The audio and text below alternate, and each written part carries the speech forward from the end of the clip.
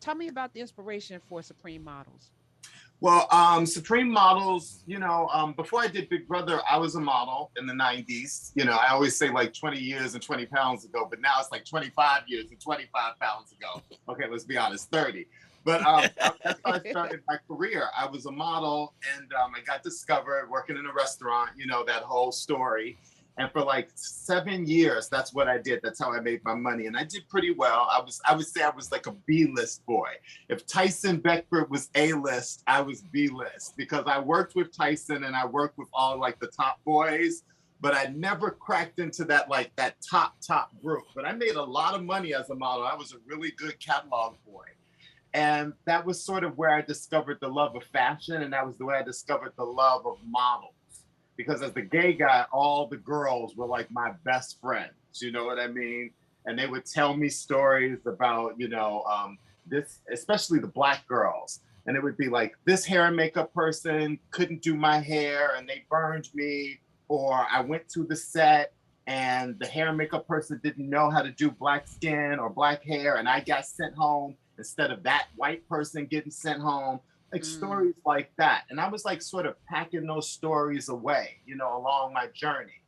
And then I started styling in around 2000. So I was styling and modeling at the same time.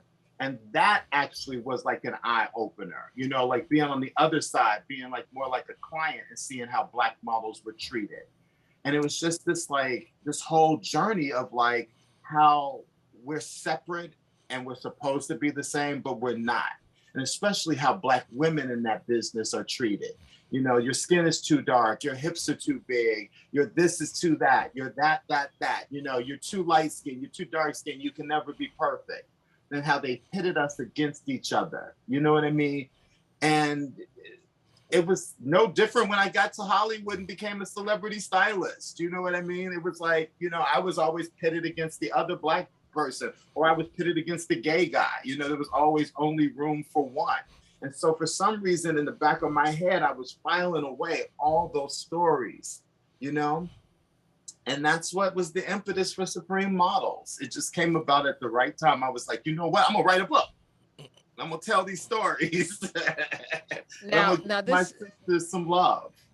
Now, you've also done Supreme Actresses that has the great Viola Davis on the cover. Hello, Viola, who's going to be playing Michelle Obama in an upcoming series on First Ladies. Give us a story. Give us a story we haven't heard before.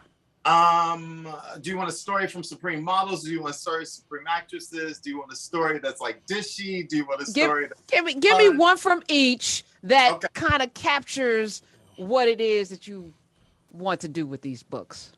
Okay, I'll tell you a story about Supreme Models. I'll tell you the Tamiko Fraser Hines story. Tamiko Fraser Hines was dark-skinned, beautiful. She was the first Black woman to get a Maybelline contract back in the day. And a cosmetics contract is the gold ring. That's like the Oscars in modeling. So Tamiko Fraser is one of the few Black women to get a cosmetics contract. And, at this point, she's probably making like a couple million off of her cosmetics contract. And she's one of the most famous Black models in the world. But she decides that she wants to go to Paris and do the shows because they're fun. And that's where you get, seen by editors and yada, yada. So she goes to Paris, she stands in line. And even though she's the face of Maybelline with a global makeup campaign, right? In every magazine, commercials, everywhere. She still has to stand in line and wait to see casting agents, to see designers. So she goes to this one designer's atelier. Listen to me, atelier. She goes to this Come on through, French. And she's standing in line, right? Like all the rest of the models. And 3 hours later, she finally gets to the front of the line and she shows them, and she, hands them her book. And they actually say to her, "We're not seeing Black girls this season." After she stood in line for 3 hours. And Tamiko was like, "You don't think you could have put a note on the door to tell all the Black girls that have been here, that were before me and after me, that you're not seeing Black girls this season? And why aren't you seeing Black girls this season? And why do you think it's okay to tell Black people that you're not seeing them this season as though our skin is a trend? Like we're a fad." And that's the kind of thing that we as people of color have to go through in modeling. So even though this book is really beautiful and it's an art book and there's like full color pages and there's over 100 photos, some of the most famous photos ever to be taken by some of the most famous photographers ever, like Stephen Meisel and Patrick de Marchelier and Scavallo and Avedon. The other side of that is not so pretty. And those are the stories that I wanted to tell. And those are the stories that are in this book because I got to interview easily like 40 of the top Black models ever. We're talking with Marcellas Reynolds. If you watch Big Brother, you'll know the face immediately. You're like, I know that guy. An all-star. Yes, and if you're into fashion, you'll know the face too because he's one of those. Supreme_books is where you can follow him on Twitter. And as you're talking though, Marcellas, I'm feeling like we're in this kind of weird bubble where things have changed. Where you have Rihanna and Fenty and you have Beyonce and Ivy Park. You have like they are changing the game and they're making sure that Black people are represented. Every magazine cover now has to have. I just saw Nia Long on the cover of something today. I was like, "Come on through, Nia Long!" Like that now is the thing. Do you feel like this is a fad, or is this a trend, or have we crossed over? Shout out to my boy JD Barnes. He shot that Essence cover with Nia, and Nia looks like fire, beautiful, and she's in Supreme Actresses as well.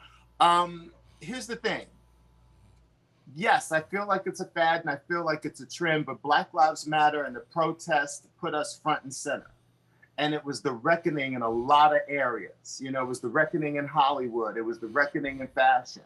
So it is up to us to keep that energy, to keep making these people use us in the right ways, to keep us front and center. Black folks spend billions of dollars on hair and makeup and fashion, and we deserve to be represented. We deserve to have our dollars speak, and we deserve not to be treated as some trend. Yeah, I've seen a lot more Black girls on the runway. I'm seeing tons of Black girls on the runway. I'm seeing darker Black girls on the runway than ever. But if you turn around and next season, it's all of a sudden back to white girls and there's no Black girls, there's going to be a problem. We're not going backwards. Marcellas, I have a question. One of the things that I think is interesting is, the protests and everything kind of brought a lot of things front and center. But what I think, maybe you could tell me this in terms of styling and fashion, what I think is really the thing that's really breaking the bank is the internet, that the access to the internet, which is people are finding their place, and the gatekeepers no longer can funnel that anymore. And comedy, even when we're looking at actresses, and we're looking at, like, you have multiple streaming services. So now there's a need for so much more content, right? There used to be a thing where if Black people were in a film, it was a Black film, and Black film was a genre. Just the fact that there was Black, and now you're seeing Black love stories and Black horror films and Black, and I don't think that they can put the genie back in the bottle because the scope of the internet is so wide.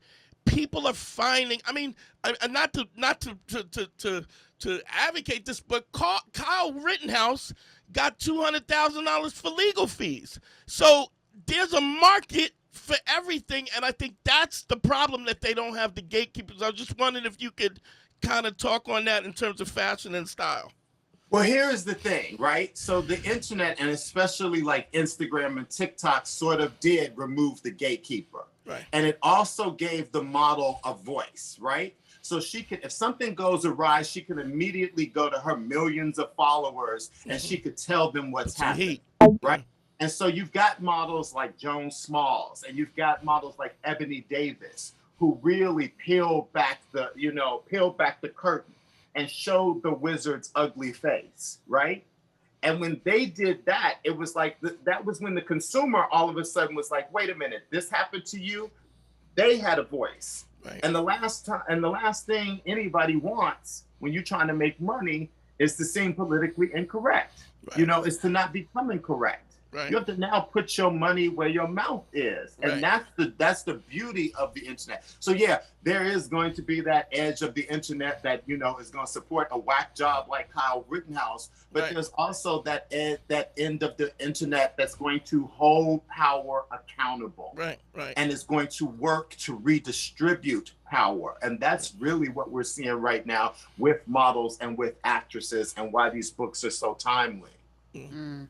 All right, we have less than a minute. Supreme_books. Tell us about one story from Supreme actresses, iconic Black women who revolutionized Hollywood.